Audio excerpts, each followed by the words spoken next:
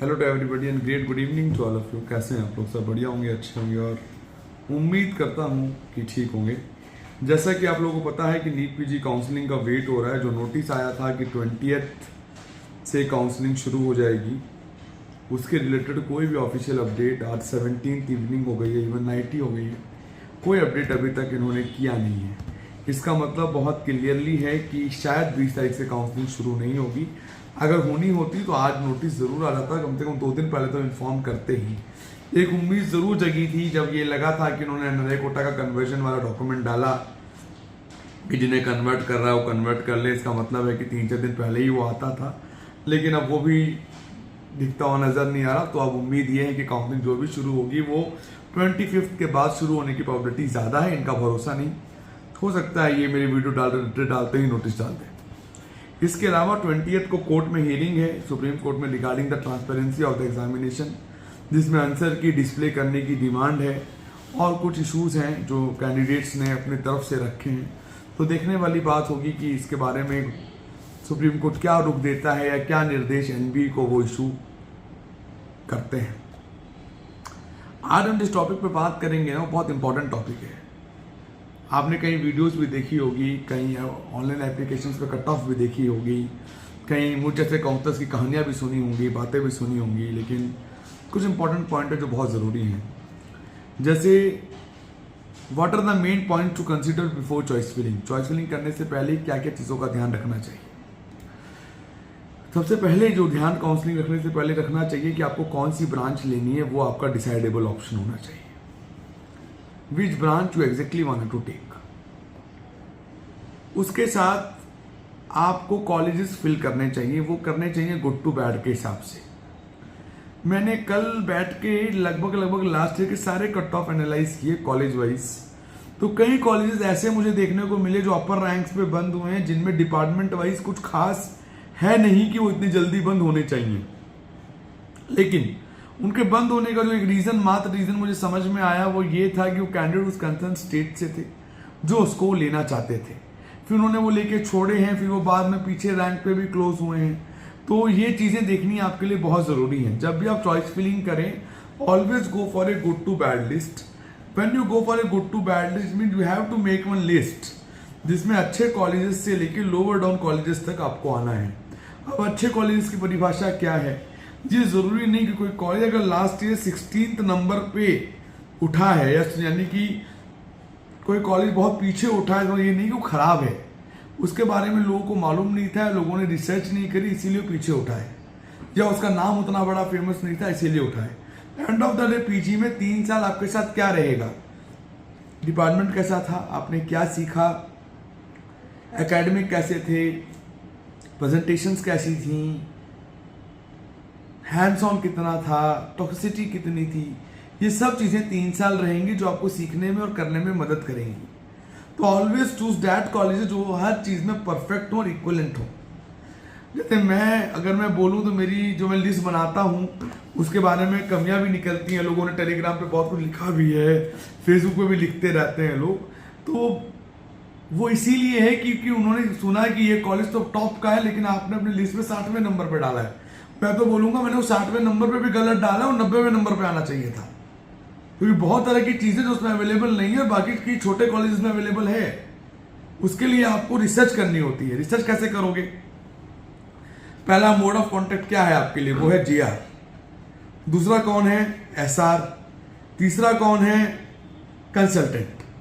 Consultant तक कैसे पहुंचे, एसआर तक कैसे? तो जीआर तक तो बैचमेट से बात करके टेलीग्राम पे करके जा सकते हैं, लेकिन एसआर और कंसल्टेंट तक पहुंचने के लिए आपको क्या रास्ता लेना चाहिए? आपको लिंक्डइन का रास्ता लेना चाहिए, आपको सोशल मीडिया का प्लेटफॉर्म यूज करना चाहिए, या कोई जूनियर है उससे सीनियर का नंबर ले लेना चाहिए।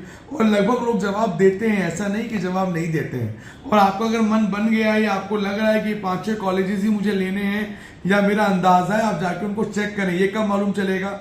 जब मैट्रिक्स अपडेट हो जाएगी। अब आप बोलेंगे कि सर मैट्रिक्स का क्या रोल है अच्छे और बुरे कॉलेज में? मैट्रिक्स का रोल अच्छे और बुरे कॉलेज में नहीं होता है। मैट्रिक्स का रोल होता है कि आपको कैसे मालूम चलेगा, आपको क्या मिलेगा।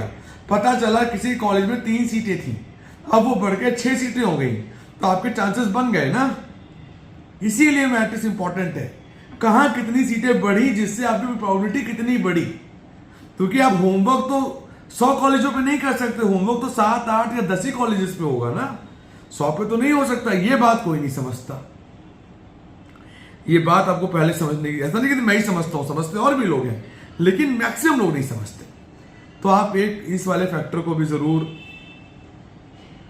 देख के चॉइस फिलिंग के वक्त आपको ध्यान देना चाहिए। दूसरा, आजकल मैंने ट्रेंड देखा है, लोग स्टाइफंड को देख के चॉइस फिलिंग करते हैं, लेकिन मैं इस बात से थोड़ा डिसएग्री करना चाहूंगा। स्टाइफंड को लेकर चॉइस फिलिंग बिल्कुल मत करिए, क्योंकि कई कॉलेजेस हैं जिनका स्टाइफंड काफी ज्यादा है, लेकिन सर्जरी में कट नहीं मिलता, सर्जरी में ओटीज में, मेजर माइनर ओटीज में भी हैंड्स नहीं मिलता, लैप्रो जाके 3rd ईयर में भी नहीं मिलती। ऐसे बहुत तरह की चीजें हैं। तो आपको भले ही स्टाइफंड कम मिल रहा हो, जगह बेटर मिल रही हो, उसको चूज करें। कॉलेज बेटर मिल रहा हो, चाहे वो अगरतला में हो या चाहे वो चाइना के बॉर्डर पे हो, डिपेंड वो करता है। एक बात और है, आपने कहा मुझे नॉर्थ ईस्ट नहीं जाना, मुझे बंगाल नहीं जाना, मुझे साउथ इंडिया नहीं जाना, या साउथ के कैंडिडेट्स ने कहा मुझे नॉर्थ नहीं आना, तो अपने आप को स्ट्रेचेबल स्टेट कर लो कहां तक आपको आना है। जहां तक आपको आना है वहां तक के कॉलेजेस को आपको शॉर्टलिस्ट करिए, उनको भरिए। उसमें हो सकता है कोई पेरिफ्री में हो, कोई दिक्कत नहीं है, पेरिफ्री जाने में कोई समस्या नहीं है। ब्रांच 3 साल चलेगी, जो सीखोगे वो लाइफ लॉन्ग चलेगा। लेकिन इतना नैरो ना हो जाओ कि पता चला कोई व्यक्ति दूर चला गया, उसका रैंक आपसे 4000 नीचे था, लेकिन वो आपसे बेटर सीख के आ गया। अगर ऐसा हो गया ना, तो it's a big tragedy for you. आपसे नीचे वाले को अगर आपसे अच्छा कॉलेज मिल जाता है तो ये आपके हिसाब से ट्रेजेडी है। भले ही आप अपने आप को कंसोलिडेट करने के लिए कल की तारीख में ये कह दें मुझे तो चाहिए ही बॉम्बे था, वो अलग बात। और अच्छे और बुरे के क्राइटेरिया बहुत अलग अलग है। कुछ जगह फैकल्टीज है, कुछ जगह एकेडमिक्स है, कुछ जगह सिर्फ हैंड्स ही हैंड्स है, कुछ जगह सब इक्वल है, तो हैंड्स वहां लिमिटेड है। फिर आप ही लोग कहते हैं, काफी लोग कहते हैं कट नहीं मिल रहा, कट नहीं मिल रहा, ऐसा नहीं है। एक बात मैं आपको एग्जांपल देता हूं। आपका रैंक 19,000 है, आपको गायनेकोलॉजी लेनी है और आपको डीएनबी गायनी लेनी है, और आपके सीनियर्स ने कहा सर्च कर लो, जब बढ़िया डीएनबी हो वहीं जाना। 19,000 पे क्या बढ़िया डीएनबी मिलेगी? या जो कॉलेजेस नए ऐड हुए हैं वो मिलेंगे, या जो एक्सट्रीम पेरिफेरी के कॉलेजेस हैं वो मिलेंगे। ऑप्शन ही 3 या 4 या 5 है अगले के पास। क्या इस चक्कर में वो ब्रांच छोड़ दे? मेरे अकॉर्डिंग नहीं। अगर ज्यादा दिक्कत है, ज्यादा इंस्टीट्यूट नहीं समझा, तो गो फॉर डीजीओ। अब उनकी चॉइस फिलिंग कैसे होगी? एमएस गायनी के ऑल कॉलेज, डीएनबी गायनी, फिर डीजीओ, ऐसे डालना चाहिए। तो कौन चॉइस फिलिंग के बहुत सारे स्टेप और रूल्स हैं जो आपको फॉलो करने हैं। इसके अलावा अगर कोई डाउट है, कोई कंफ्यूजन है, आप पूछना चाहते हैं, तो 9675200801 पे व्हाट्सअप कर सकते हैं, 9690796426 पे कॉल कर सकते हैं, बात कर सकते हैं। पेड गाइडेंस के बारे में जानना चाहते हैं तो जान सकते हैं, लेना चाहें तो ले सकते हैं। अब स्लॉट्स हमारे लिमिटेड हैं, वो हम जैसे ही चॉइस काउंसलिंग शुरू होगी उससे पहले हम क्लोज कर देंगे फॉर डैम श्योर। हर साल कर देते हैं, इस साल भी कर देंगे। कोई और कंफ्यूजन है, पर्सनली मिलना चाहते हो, सीरियस हो जानने के बारे में, तो आके मिल सकते हैं। टाइम पास करने के लिए नहीं। जैसे आज मैं पूरे दिन ऑफिस में रहा तो कुछ लोग थे तो टाइम पास करने ही आए थे, ऐसा नहीं है। अगर आप सीरियस हैं, सीरियस नोट पे चीजें समझना चाहते हैं, जानना चाहते हैं, तो you can, otherwise no. Main tip counselling की क्या है? मेन टिप काउंसलिंग की ये है कि अपनी चॉइसेस, हाँ एक कंफ्यूजन और है जो बहुत ज्यादा तगड़ा कंफ्यूजन है। काफियों को ये लगता है कि अगर मैंने कोई कॉलेज ऊपर डाला तो पहले मुझे वो मिलेगा। जी नहीं, आपकी काउंसलिंग रैंक पे होगी। पिछले साल का कट ऑफ देख के वो कॉलेज आपको बिल्कुल नहीं डालना है जो पहले बंद हुआ। अभी मैं किसी सज्जन की वो देख रहा था वीडियो, तो उन्होंने ये कहा कि चॉइस फिलिंग ऐसे करो, जो कैंडिडेट ने लास्ट ईयर अपर रैंकर्स ने उठाया है उसी को फॉलो करके डाल दो। पता चला वो कैंडिडेट रहने वाला यूपी का है, यूपी का कोई वाई कॉलेज नंबर 3rd पे उठ गया और चेन्नई का नंबर 1 कॉलेज 9वें नंबर पे उठा, तो क्या वो 9वें नंबर का कॉलेज खराब हो गया? नहीं हुआ ना। फिर मैं रिक्वेस्ट करूंगा ऐसे काउंसलर्स और ऐसे लोगों से कि कम से कम इस तरह का वातावरण मत बनाएं कि जिससे लोगों का नुकसान हो जाए।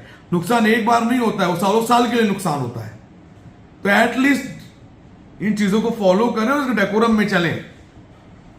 और अदरवाइज अगर आपको बहस करनी 1-to-1 है, आप आके मेरे से बहस कर सकते हैं ओपन टू इट एट 24/7 कि ये बात आपने कैसे आप बोल रहे हैं, राइट। चॉइस विनिंग करते हुए आपको एक चीज का और क्या ध्यान देना है, राउंड्स की वैल्यू समझनी है कि राउंड 1 का रूल क्या है, राउंड 2 का रूल क्या है, राउंड 3 का रूल क्या है। आपकी एलिजिबिलिटी तो कहीं लैप्स नहीं हो रही, कहीं आपको ज्यादा नुकसान तो नहीं हो रहा। ये कुछ फैक्टर्स हैं जो आपको देख के चलने हैं और चलने चाहिए, तभी जाके चीजों में क्लैरिफिकेशन आएगा और चीजें प्रॉपरली हिसाब से चलेंगी। और आपको चॉइस मैट्रिक्स के आते ही आपको अपनी स्ट्रेटेजी डिसाइड कर लेनी है कि पहले एमडी डालूं, डीएनबी डालूं, डिप्लोमा डालूं, या लो फीस प्राइवेट डालूं, या डीम डालूं। क्योंकि इस बार जो रूल है राउंड 1 से राउंड 3 तक आप जा सकते हैं अपग्रेड कर करके। तो बैकअप ऑप्शन अभी इंक्लूड करने हैं, नहीं करने हैं, क्या बैकअप 1 लूंगा या बैकअप 2 लेके चलूंगी, ये चीजें आपको अभी से देख के चलनी है। इसका होमवर्क आपको अभी कर लेना है मैट्रिक्स के आते ही, तब चीजें आपकी ठीक रहेंगी और आपका रैंक जस्टिफाइड होकर आपको अच्छी सीट मिल जाएगी इवन टिल लास्ट राउंड। भाई कोई डाउट है, कंफ्यूजन तो पूछ सकते हैं। एक बात मैं आपको और बताऊं, कुछ लोग हमसे लास्ट ईयर का डेटा मांग रहे हैं वाया व्हाट्सएप। मैं उन्हें कहना चाहता हूं लगभग डेटा हमारी साइट पे अवेलेबल है, कुछ डेटा टेलीग्राम पे ऑलरेडी फ्लोट आउटेड है। हमारा पूरा ध्यान इस टाइम पेड कैंडिडेट्स की तरफ है, उनकी फाइलिंग, उनकी प्रोफाइलिंग करने में। तो ज्यादा ध्यान हम इस चीज पे दे नहीं रहे हैं, डेटा प्रोवाइड कराने का एंड ऑल थिंग्स पे।